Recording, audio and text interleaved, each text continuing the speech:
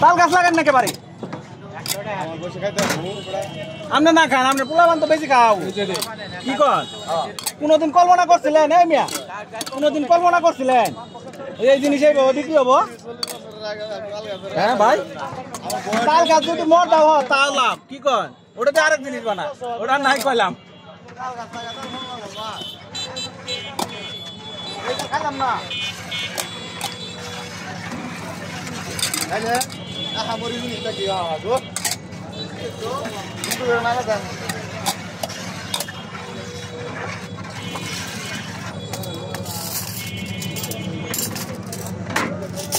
এই কোন লোক এই মন না এটা সোডা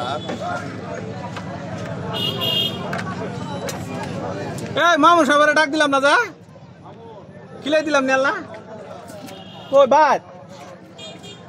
কালাবো না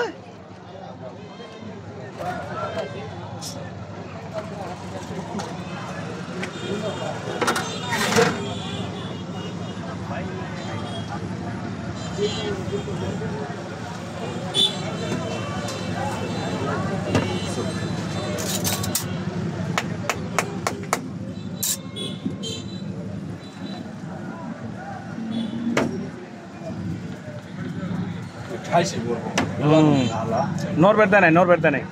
নড়ার ব্যবস্থা নেই